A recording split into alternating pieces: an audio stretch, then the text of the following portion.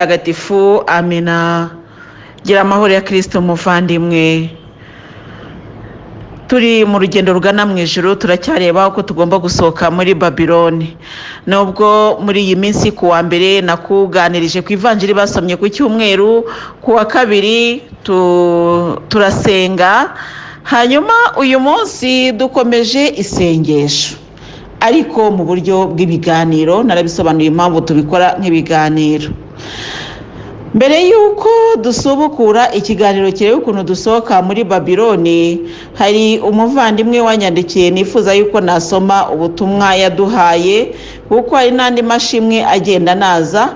Umuvandimwe yaravuze ati, mwaramutse mama Louise, munyemerere ngire inyunganizi ntanga ku bijyanye n'umwaka wa liturujia. Ubusanzwe kiliziya iba ari ibyumweru ihereye dimanche. Icyumweru rero gitangira dimanche, icyumweru rero gitangira dimanche kigasozwa samedi soir. Mango gitangira ku cyumweru kigasozwa ku wa gatandatu nimugoroba. No kuvuga rero ko kuri Kristo umwami twatangiye icyumweru cya 34 gisanzwe cy'umwaka A. Tuzagisoza samedi soir. Ubwo nibwo umwaka A tuzaba tuwusoje. Noneho ku cyumweru tariki ya 29 z'ukwa 11 nibwo tuzaba dutangiye umwaka B. Murakoze kubyumva. Ndashimira kandi Imana yakuduhaye, kuko nyuma y'amezi 7 maze ndi muri audio maze kunguka byinshi mu kwemera. By'umwihariko ubuyundayo navuze rozari ndarana gahinda. Murakoze gufata uyu mwanya mugasoma iyi message. Yavuze ngo idafite agaciro cyane, ariko iragafite kuko iyi ni inyunganizi, kandi koko kunganirana ni byiza. Koko nkuko nayo nabisobanuye, twashoje umwaka uwo twarawushoje. Ubu ni ukuvuga ngo twatangiye urugendo rugana mu mwaka B. Ntabwo rero iyi nyunganizi twari kuyirengagiza, cyane cyane ko hari aho tugera wa mugani abantu bashyizeho kubara imyaka ya kiliziya na liturujia bakaducanga ntibitubyumve neza, ariko ndizera yuko tubyumvise bagenzi tugana mu ijuru. Umwaka A twawushoje ku cyumweru ku munsi wa Kristo umwami, ngo duhita dutangira icyumweru kisoza umwaka A. No kuvuga rero ngo tuzawusoza neza ejo bundi kwa gatandatu, ari nabwo tuzatangira nyine ku munsi ku cyumweru, aribwo tuzatangira igihe cya diveni. Ndizere yuko bisobanutse neza, kandi ntabwo bihabanye n'ibyo kuko twavugaga ko iyo dushoje igihe tuba twinjiye mu kindi. Imana rero iduha umugisha twese tubyumve neza, kandi Imana iha umugisha uyu muvandimwe waduhaye inyunganizi nayo iba ari ngombwa. Ari umuvandimwe nawe wampaye ishimwe, numva byaba byiza naryo ndisomye ntacyo ritwaye, kuko biba byiza ko n'abatanze amashimwe bazayumva. Mama wacu twiherewe na Yezu na Bikira Mariya, Kristo akuzwe. Ngarutse gushima ibyiza Yezu adukorera buri gihe, buri saha, eka buri segonda, naho shetani igoma ibirwanya iragatsindwa mu izina rya Yezu Kristo. Ariko rero ubuhamya cyane cyangwa ishimwe ryanjye ritandukanye cyane n'irya Gisele umuvandimwe wacu, kubera Gisele n'umwana kuva agisamwa mu nda ya mama Louise yaratowe, n'ahandi jewe sino kwinjira mu isamwa ryanjye kuko ntaryo nzi. Mugabo nuko nabatijwe nyiri umubebe, nakuze mbona iwacu byo gusenga atagaciro babiha. Nagira nsabe bagenzi bajya mu ijuru bampera amashyi Yezu na Bikira Mariya, bandinze bakampa urukundo rurenze ibyifuzo byanjye, gushika iyi saha ndiko ndandika kandi ntari ndabibereye. Ishimwa Yezu na mama Bikira Mariya. Nashatse umugabo ntamusabye kwa Yezu, kubera ntabyo bari baradutoje iwacu. Muri urwo rushako rwambereye rubi cyane, aho namana amarira n'agahinda kenshi, gushika naho nafashe umuhanda ntwitse imbanyi y'amezi 7 nja kwitega imodoka ingonge ikaza aho yongonze igahagarara iyindi yazi igakata igaca kure yanje ariko Yezu arahankura batangonze nshangira menace d'avortement kuva icyo gihe gushika nibarutse ndyamye mu bitaro. Yezu mu mwana w'umuhungu, Yezu nahabwa icyubahiro mu isi no mu ijuru. Ai haleluya. Mumpere amashyi menshi Yezu na mama Bikira Mariya bandokoye muri aksida ya moto ejo kuwa kabiri. Nafashe moto ngiye gusura umuntu maze imbere yacu hari umunyonzi mbona atangiye kugira zigzag acaza kutwitamo maze umumotari araseka turagwa mu kaburimbo. Jewe nahabonye Yezu maze ndabagwa hejuru ya moto na rya gare biramanyagurika nta nimbabura izovamwo. Nababaye akaguru ubu ndi muzima, umunyonzi ni muzima na motari ni muzima. Haleluya amena. Byose ni kubwa Yezu. Shimwa Yezu. Mama mwihangane nanditse byinshi nuko icyo nifuza cyane nuko mwonsabira Yezu akaduha urukundo muri famiye yacu. Ntabwo dukundana. Ubuhoho hiyongereye ko umugabo yahagurutse akagenda ngo arantaye ngo kubera ntamusabiye kredi yo kugura imodoka, nanjye ntabyo nishoboreye. Nirerana abana jenyine ariko ndashima Yezu atigeze antana urugamba nanoneho agikomeza kunyitwararika. Malgré ibihe bitari byiza kandi bitahimbara Yezu naciyemwo, Yezu yarahandindiye gushika ndamumenye biciye muri audio za mama Louise. Natanguye kuzironka muri 2018 ariko icyo gihe numva yigisha kuri jewe gusa kandi nanjye numva umutima wanjye uca uremuruka ntangira kugira amahoro kubera audio za mama Louise. Imana imumpezagirire muri byose. Haleluya amina. Imana iguha umugisha rero muvandimwe, nawe guhezagire muri byose. Iyakurinze impanuka ikakurinda ibyo bibazo byose ntabwo izananirwa kurera abo bana yaguhaye ku bushake bwayo.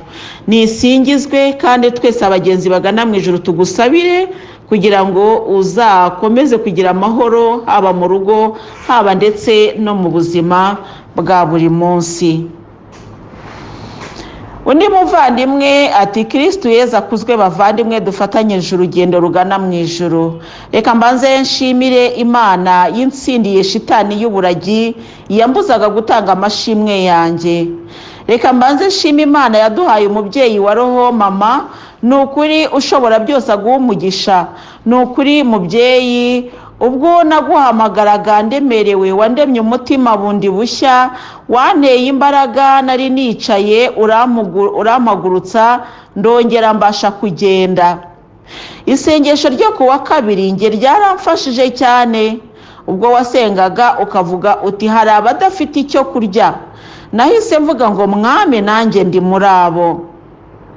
Naravuze nti mwami wanjye twese abashonje utugaburire. Mu by'ukuri rero nari nashiriwe nta n'icyizere nari mfite kuko narebaga nkabona ntaho ndi bukure, nyamara nari nirengagije ko iyandemye ihari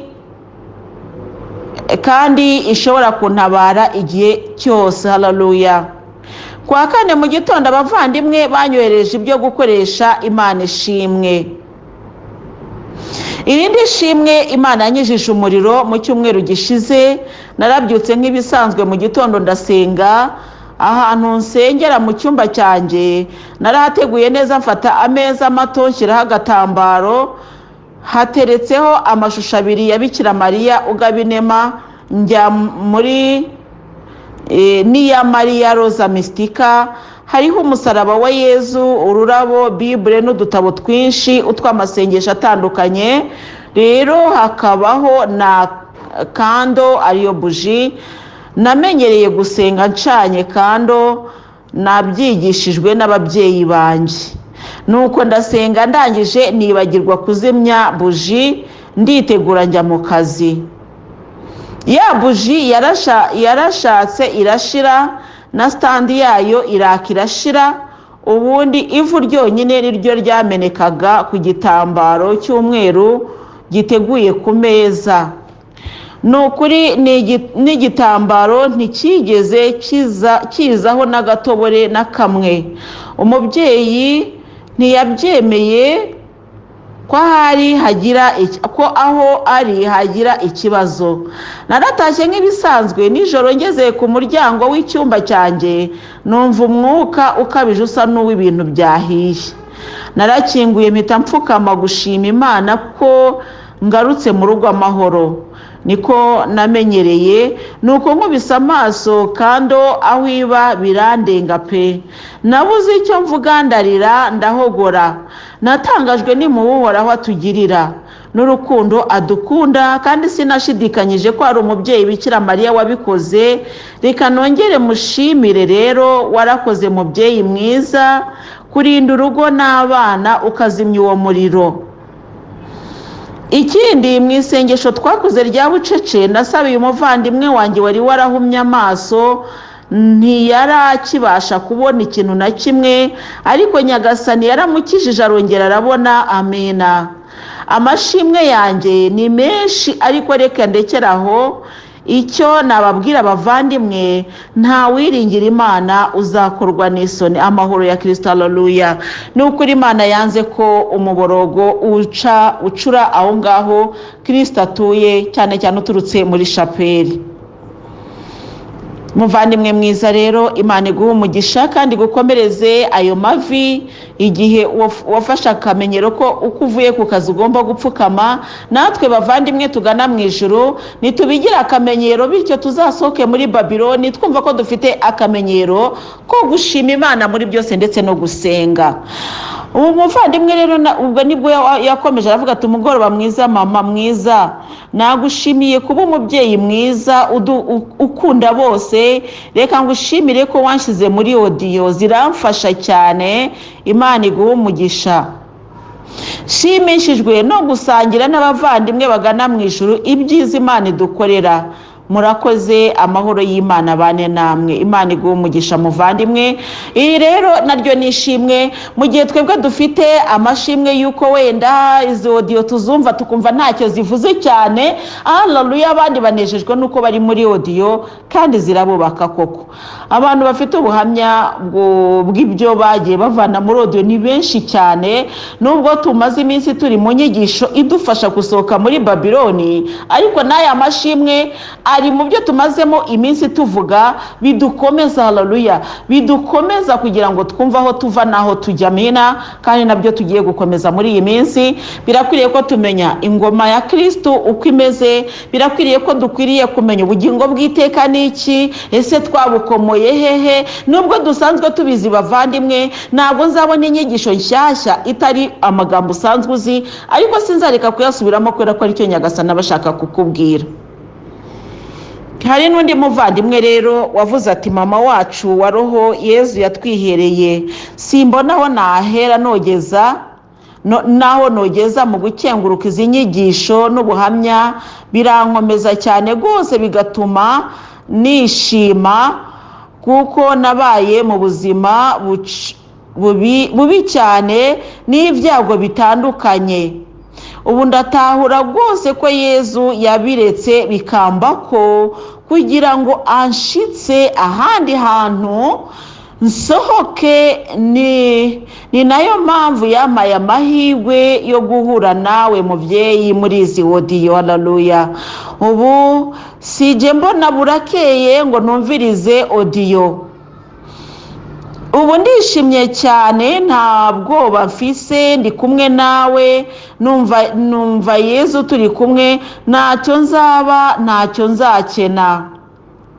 none mama nagira ngo ndakubaze jewe ndi mu mushaha cyane ndi mushasha cyane maze amezi 7 muri audio fise ubuhamya ariko nubwo guhera imbere bwose yuko numva izi audio gushika uyu munsi none ko ari burebure no bushikiriza abavukanyi banje tugana mwishura mu buhe buryo ndifuza kumaramaza shetani n'abakozi bayo mu buhamya bwanje mama umunsi Yesu yashatse ko ntangaza ubuhamya ndazi neza ko azoguca ko nkabutanga Imana ikurinde muri byose impande zose amena Imana iguha umugisha rero muvandimwe ubuhamya iyo ari burebure ushobora kubutanga muri audio kandi nizera yuko tutagifite isoni zo kumva ngo ese nibabyumva niba ari bunseke nibaseke ari ku kizeroho zabo muvandimwe mwiza rero aya ni amwe mu mashimwe twari dufite muri aka kanya ariko kandi tukomeza urugendo rusohoka muri Babiloni reka ni byiza ko tunamenya ko abavandimwe bari gushima kuko iyo bashima biradufasha haleluya bidufasha kumva ko Nyagasani Yezu ari ku murimo amashimwe ni ikintu gikomeye reka nongere nsomira indi shimwe ntabwo biri mu murongo uhabanye no gusohoka muri Babiloni turacyakomeza gusoma ariko tureba uburyo natwe ese ubu buhamya buratwubaka ese iyo wumva umuvandimwe wawe yashimye Imana wumva hari icyo bikubwiye muvandimwe nibigira icyo bikubwira mbanje kubasuhuza kandi rwose mbashimira kuba mwarashyize muri iyi groupe nungukiramo iby'akamaro ndimo ntangira ishimwe ndanezerewe cyane kuba mbonye ahantu nshobora kwisanzura ngashimira Nyagasani nibyo yankoreye na mahirwe kubona aho ushobora gushimirira Imana irabigukorera ariko wajya gushima bikakunanira kubera ko rimwe na rimwe utabona naho bivuga erega abantu bisi ntago banejejwe nibyo tubamo cyane cyane ko tunabibabwira bakavuga yuko ari by'ubuzima busanzwe wababwira uti Imana yanenze impanuka ngo reka ngo abantu baza bakora accident se barapfa ngo ubwo nyine ngo igihe cyawe cyari kitaragera muvandi abaduca intege batubuza gushima ni benshi ariko nimureke dushima Imana yaduhurije muri iyi groupe ituma duhuriramo tugashima kandi bikaryo haleluya uyu muvandimwe rero arakomeza avuga ati reka ntangire ndi umumama wize ariko nahuye n'ikigeragezo cy'ubukene mu rushako yewe nge n'umugabo twarize ariko Satana tugabaho ibisasu byo kubaho nta mirimo ubu rero Yezu yampaye akazi ndashima abavandimwe mba mu mahanga ariko mu gihugu kitoroheye abanyamahanga na gato mbese kuhabona akazi ntibyoroshye pe ubwo rero umuturanyi wanjye w'umunyagihugu yahoraga ambona akangirira impuhwe umunsi umwe atuzakore CV yawe uyime ku kazi wacu bajya bashaka abantu CV narayikoze kera kabaye barampamagara kugira ngo njye mu kizamini ntabeshye icyo kizamini sinari kukiva imbere mwumve rero igitangaza Imana yakoze ubwo narimo ngenda kubera sinari impazi naribeshye mviramo ahatariho maze mpamagara wa muntu wandangiye mubwiraho ndi niko guhita ambwira ati wayobye saho byabaye ngombwa ko mpita manuka n'amaguru kubera nta modoka yari guhagarara aho nkitangira kumanuka rero hahise hagwa imvura imwe nta kwiyumvisha ariko kubera nari mbabaye kandi nsuzuguritse mu bandi kubera kubura akazi kandi narize sinitaye ku by'iyo mvura ngewe nakomeje inzira injyana mu kizamini bavandimwe nakoze urugendo rw'iminota 45 hamwe n'imvura ku mutwe nkigera aho nari ngiye gukorera ikizamini nabonye ukuntu ndi kujojoba nibaza niba ndi bwinjire birancanga ako kanya haba haje umuntu andebye imbabazi ziramwica ndamubwira nti wahora n'iki ko nje mu kizamini yahise ambwira ati injira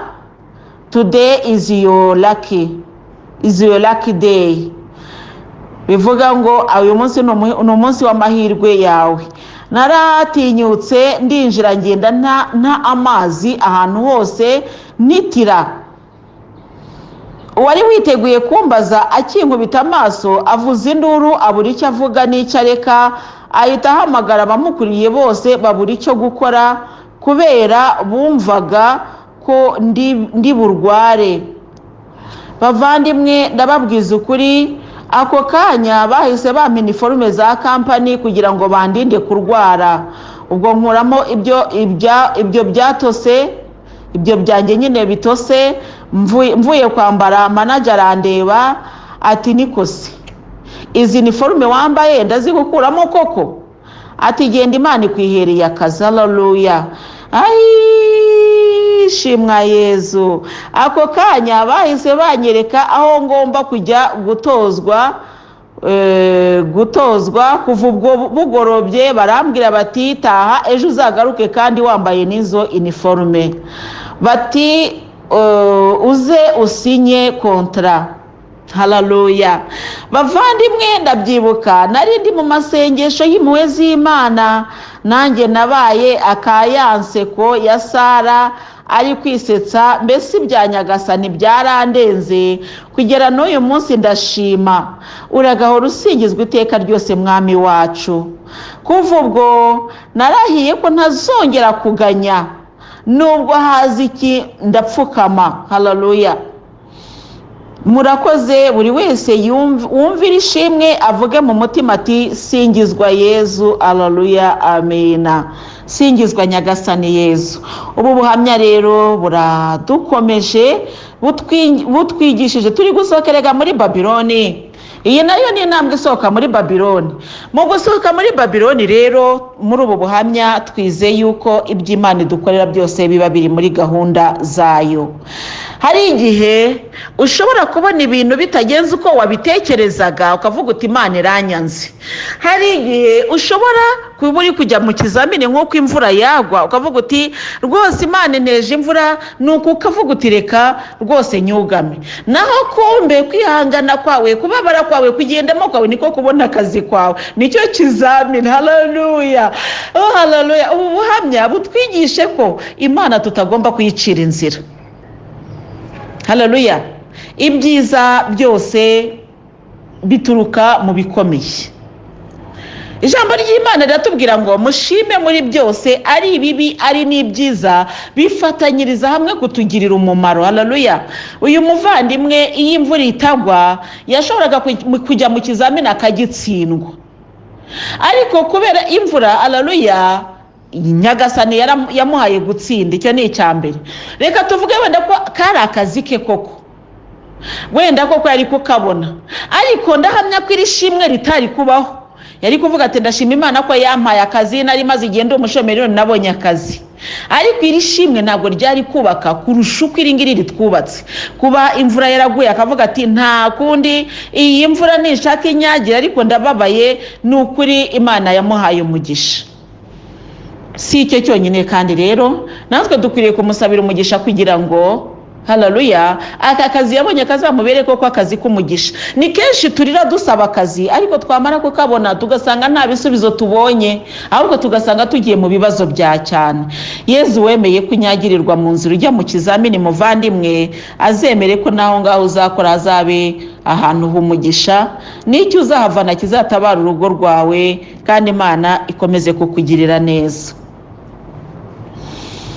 Undi muvandimwe uri gusohoka muri Babiloni nawe ati mama Louise bonjour, amakuru yawe? Ge rero mu kwibwira burya rero nge mbona Yezu ntari muzi kandi ngo ndi umukristo. Ni ukuri ntangiye kumumenya muri iyi nzira y'umusaraba. Imana ishimwe ko yemeye kuba igikoresho, ko wemeye kuba igikoresho cyayo kandi igiguha umugisha wayo. Ntabwo maze igihe kinini muri audio, ariko ibyo maze kuronkeramo birarenze pe. Rwose kukumva birandyohera, nubwo ndi mu kaga ariko biranduhura. Uziko n'abana banjye baraza bakambwira ngo mama twiyumvire audio kandi harimo n'abato.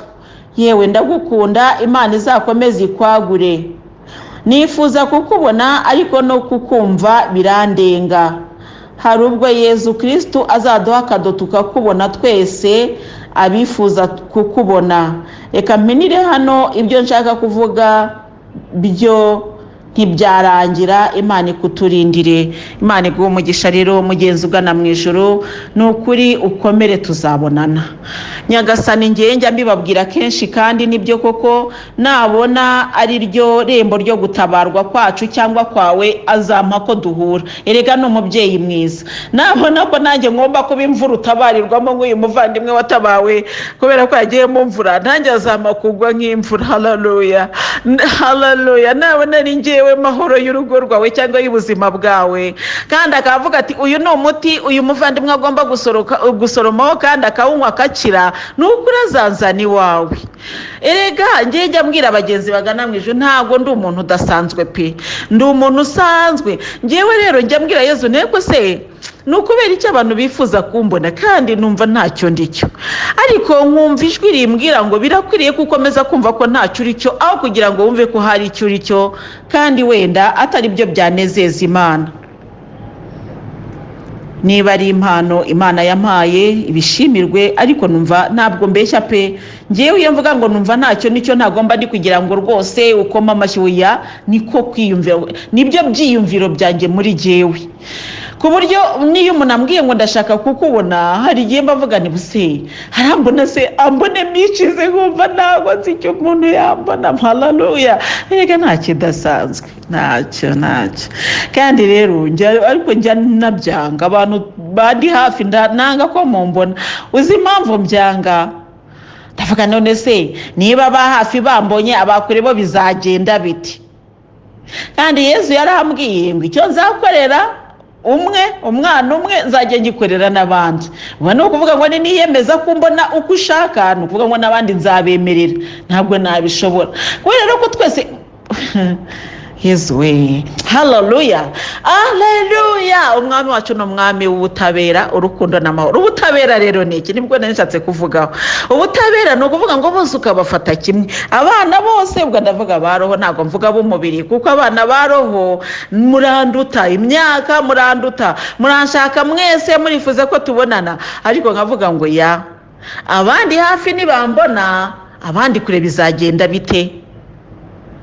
Nuko nkavuga nawe ubwo abandi kure nibamara kumbona, abandi hafi bo bazajya bambona. Duhurira mu isoko, duhurira hehe, yewe duhurira henshi. Abandi hafi cyangwa abo duturanye bo kubonana birashoboka.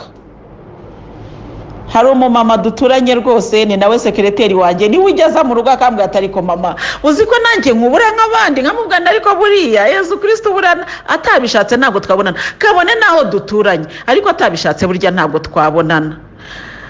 Ariko impamvu abatabishatse si yindi, nuko ababona nta kidasanzwe wenda mfite kukubwira muvandimwe mugenzi ugana mwisha ko Mose azabona ko bikwiriye, nukuri tuzabonana kandi uzishima. Ngewe ndi Umumararungu, iryo ni ryo zina data yampaye nkiri umwana mutoya, ariko naho nkuriye abantu benshi baje gusanga ngo rihura nuko nteye nuko ndabikundirwa, narabikundiwe cyane aho nize, aho nagenze.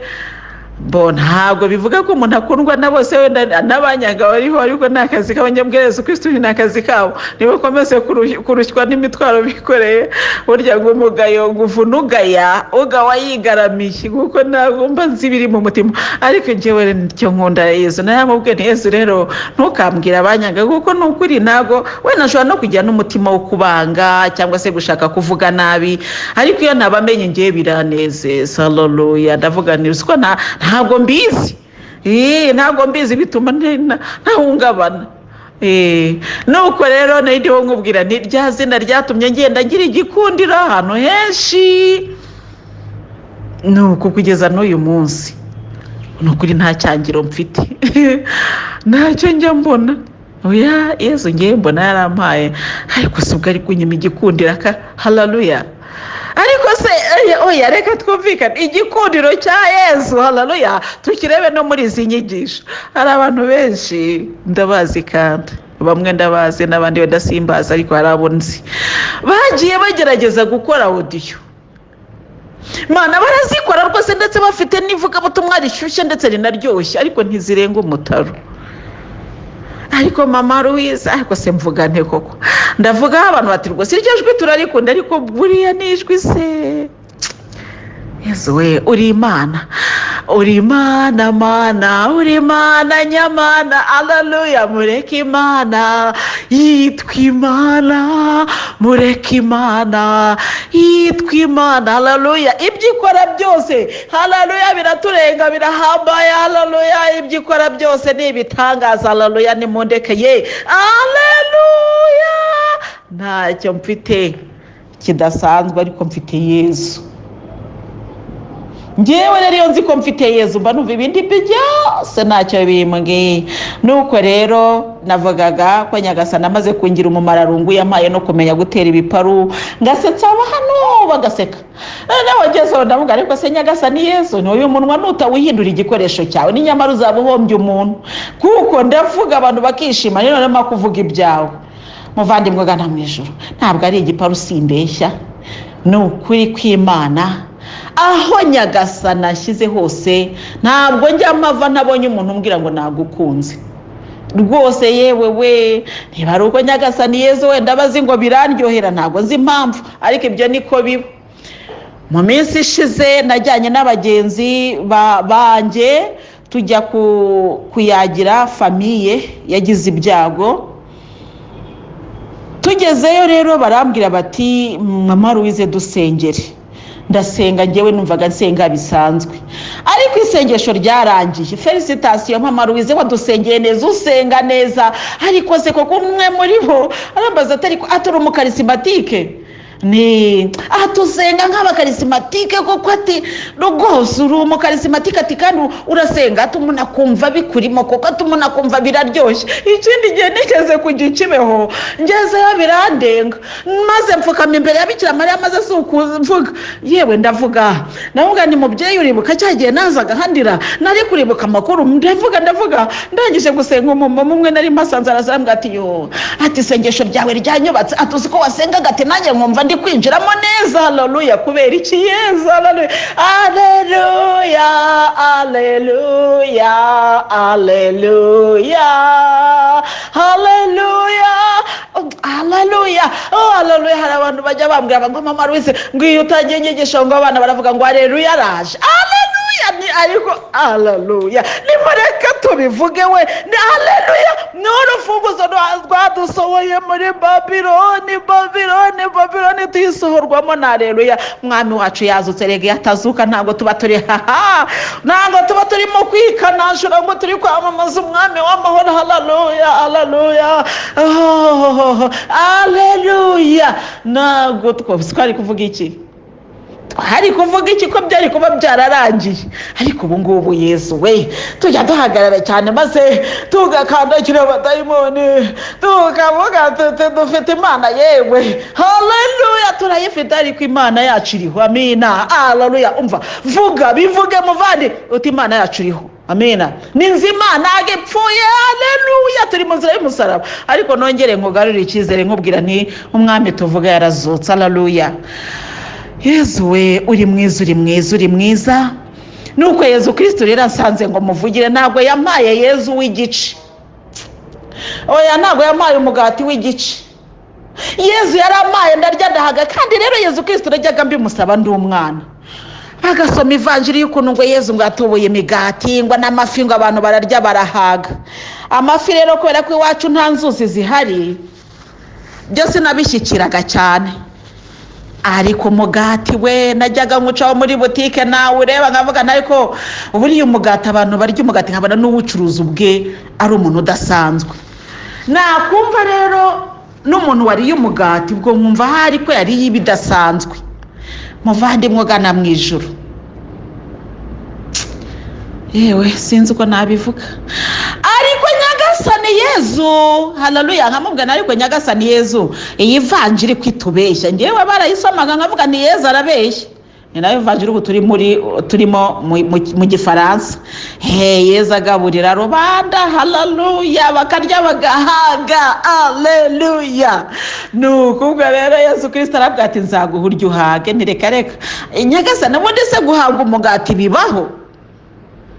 Umva, reka nkubwire mugenzi ugana mu ijuru, birashoboka ko nawe waba wibaza gutya. Ni ukuri ntabwo hashize igihe icyo kibazo nari ngifite, ariko ubu ndi kuvugana cyarakemutse ndetse burundu, haleluya.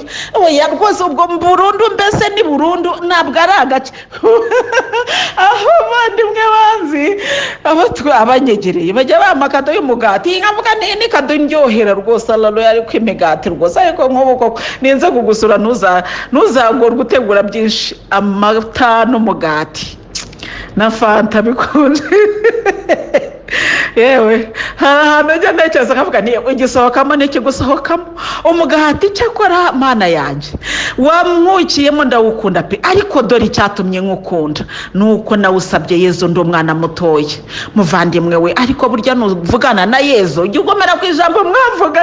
Njye namusabye kuzarya umugati nkawuhaga, nkanywa fanta nkayihaga. Nuko umunsi umwe Yezu Kristo ampa umugati ndawurya ndawuhaga njya mbitangamo ubuhamya, ariko mumbabarira babwumvise nongere mbusubiremo, kuko burya amagambo aryoha asubiwemo.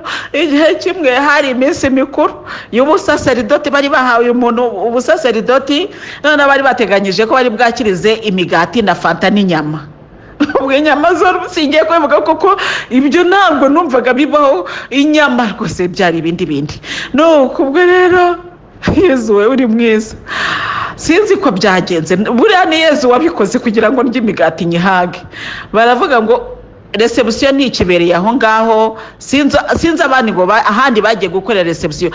Paruwasi uwo mupadiri yakuriyemo ari nayo yari yaherewemo mu saseridoti, paruwasi yoruganije kumwakira, ariko ibipanga itarigeze ivugana naho ngaho narindi. Unukuvuga ngo biteguye reception ebyiri kandi ku munsi umwe. Umunsi wa reception rero urageze, reception irabuze. Ibuze rero baravuga bati rero imigati yavuye muri butike ntiri busubireyo. Yari namyinshi rwose, uretse imigati kwa reception. Bati imigati buse turabigenza dute? Bati rero buri wese arya imigati ashaka kugira ngo turiko twagabanye igihombo. Yesu we, mwami w'amahoro, Yesu Kristo we, ntabwo ngewe Yesu abivuga ntabwo narizi byazankorera. Bamwe ngo uzarya imigati wage, n'ubundi nararyaga nkumva haraho ngejeje, ariko icyo gihe cyo nayihaze burundu ndya imigati ndayihaga, kuko nafataga umugati ngashyira muri fanta. Yesu we warakoze mwami waje, uko nabirotaga nyiri umwana, uko najyaga mbitekereza n'uwabima niko byangendekeye. Nuko ubwo mfata ipaki y'umugati ndicara ahantu, mfata ibirahure bibiri, kimwe akagesoka amafanta n'ikindi fanta, nkajandika umugati muri fanta imwe uwundi mu yindi, maze ndicara ndarya. Yewe abavuga bakajya bavuga bati tukuzane se nindi none munyihorere gusa, ndajya nifatira stock narayirebaga. Nariye imigati, ntabwo nzi umubare w'imigati nariye, ariko ikiri cyo cyane ntago ipaki nayimaze. Iyindi ducumuza burya rimbwa. Nuko imigati ndayihaga. Yesu Kristo warakoze, ndagushima, haleluya. Ndayihaga fanta, ndayihaga. Noneho hashize akanya bakavuga bati ariko nta wundi muntu ushaka umugati. Noya ni ngewe rwose, ntabwo ndimo. Yesu, haleluya. Bya bindi numvaga bidashoboka byarashobotse. Burya abantu birihuta kwandika impossible, iyi ntabwo bishoboka. Aho turi mu gifaransa, Yesu yabonye imbaga, abaza Filipo ati Filipo, urabona twakorera iki imbaga kugira ngo tuyigaburire? Filipo ati nuwazana ibinga n'iki ndabwiye imbaga rwose, ati nta nuko babonaho n'agace. Haleluya. Filipo yabonaga ko bidashoboka, nanjye ndi Filipo, nawe uri Filipo muvandi. Iyo uhagaze imbere y'ibikome ubona bidashoboka, ariko ibidashobokera abana b'abantu Imana yacira bishoboye. Haleluya. Iyo ndirimbo rero ninyiririmba kenshi ntibizaguhangayikire cyangwa ngo bikubabaze, n'ukuri huye n'icyo ndi kuvuga. Ibidashobokera abana b'abantu n'ukuri Imana irabishoboye. muvandi Umumararungu Louise yariye imigati arayihaga, andikaho icyo ngicyo. ubwo buhamya bwanjye Yesu we abuzi kurusha uko wowe ubwumva. ubu nshobora kuba ndi kumuvuga ukavuga uti ariko sibyo birakomeye, wowe ushobora kumva bidakomeye, ariko ngiye birakomeye cyane kuko amarira narize ndi mu misa mubwana ariko Nyagasani kuki padiri atubeshya nawe ukemera ko atubeshya umuntu yarya umugati agahaga. Numvaga bidashoboka ko byarashobotse. Mugenzi ugana mu ijuru, nagira ngo nkubwire nti ikizakubesha, ikizagutunga, icyo uzarya ugahaga Nyagasani aragifite kandi humura. Nanjye rero iri jambo ajya kurimpa ntabwo yampaye agace, nicyo nakubwiraga. Yaramaye narya ndahaga, arangije arambwira ati nta kindi nireka njye guhamagara abantu. ubwo naragiye ku muhanda, noneho ayampamagara abantu nkareba abakene, ni ngwino nkubwire, nkamuha umugati. Narahaze ndangije nsagurira n'abandi. Niyo mpamvu njya mbwira abagenzi bagana mu ijuru, nimujye mubona ibyo mutanga murye muhage. Nicyo mbwira abagenzi bagana mu ijuru, kandi mbasabira umugisha buri gihe. Iyo umpaye icyo guha umukene, ndagusabira ni urakarya uhage, haleluya, ugira ibyo usagura ushyire muri stoke kandi uheho n'abakene, haleluya. Burya ntugatange kubera ko wowe wabuze ukugira. Buriya Yohani Batista niyo watubwiye ibikomeye ngo ufite amakanzu 2 ngo natanga imwe, ariko ngewe ndakubwira n'Imana niguha 3 wambara imwe, iyindi be muri stock, yindi uhe umukene, ariko ufite nawe kuri buze guhindura, haleluya. Ariko ko bishoboka kuki tutabisaba Imana? Mugenzi ugana mu ijoro rero, ibi byose mbivugiye ubuhamya bw'uyu muvandimwe avugaga ati numva nifuza kukubona. Nawe rero mugenzi ubishaka wifuza kumbona, nawe ndagira ngo nguhumurize nkubwira nti tuzabonana. Isaha nigera, isaha ya Kristo ni vuba kandi tuzabonana duhoberane. Uzumva rwose biryoshye, haleluya, bizaba biryoshye, nzaguhobera wishime, haleluya. Maze uvuga uti nibyo koko ari umuvandimwe wari uvuye muri Canada, sinjya mbyibuka twarahoberanye, nanjye arambwira ati yewe we, ati mbese ubwo ngubwo nuko nguko uhoberana, ati mbega guhobera Yesu ukuntu ari byiza. Iyo yabishatse rero arabikora. Umunsi rero azaba yashatse ko duhurage nawe, azaba yamaze kunyambika ubwiza bwe ku buryo nzaguhobera ukajya uvuga uti mbese Yesu nuko ahoberana koko, umva ibicuro byose birashize, haleluya, kuko ari mwiza. Rero mugenzi ugana mu ijuru, nubwo tutabona n'amaso ku maso, ariko reka tubonane muri audio kuko tubonana buri munsi. Turabonana, irivuga butumwa muri kunda mutanzi, nanjye mbakunda tutaziranye, ariko twabaye inshuti, haleluya, kubera Yesu. Yaraduhaye turarya turahaga, yaduhagije iby'umubiri ndetse n'ibya roho. Ni ukubera iki mbese tutamusingiza? Turi muri Babiloni rero, ariyo si turimo, turi kuyisohokamo rwose, twibuka ibyo yadukoreye, ibyo wankoreye. Ndaguhimbaza kubw'urukundo rwawe, ndaguhimbaza, uri mwiza Yesu, ugira neza mwami wanjye, haleluya. Ibyo yankoreye ni byinshi, ni ukuri, haleluya. Warabikoze, urangije urabimpa, urangije haleluya, sendereza urambwira utakira Louise Umumararungu. Iyi ni envelope yanditseho amazina yawe, nuko ndayifata rwose, nayo njya kukumarirungu muvandi. Ariko ubundi nayo kuba Umumararungu wandi yo ntakumarirungu. Ubundi se nari kukumarirungu gute nkubwira iby'imvura n'umuyaga kandi nawe imvura igwa iwanyu ikanagera igatwara n'imisozi ndetse ikanadusenyera? Iyo niyo nari kuza kukubwira. Nari kukubwira rya zuba rirya ryumisha imyaka, bamwe bakananirwa gusarura, rwose ibintu byakomeye. Mu minsi ishize nari kumva amakuru kuri radio, abantu b'Irusizi bavuga bati rwose izuba ryatwumirishirije imyaka, rwose nimudusabira imvura. Abi Kigali nabo bari kureba bati rwose imvura itumereye nabi, imisozi iri gutengagurika. Ngibyo none nibyo nari kuza kukubwira. Uye ntabwo ari nge ushinzwe meteo, hari ababishinzwe, hari abashinzwe iby'ubuhinzi n'ubworozi, hari abashinzwe buri muntu afite icyo ashinzwe. Ngewe nshinzwe gufasha roho yawe, kandi nukuri nzi neza ko izakomeza gufashwa ikava muri bwaki ikajya mu mahoro. Ndakwifuriza rero umunsi mwiza, uyu munsi kubera umunsi w'umugisha. Irishimwe aya magambo tuganiriyeho, tujye dukomeza kumva ko ari amagambo yacu atureba, hanyuma dukomeze dufatane urunana dusohoka muri Babiloni. Imana iguhe umugisha, ku izina ry'Imana Data na Mwana na Roho Mutagatifu, amina.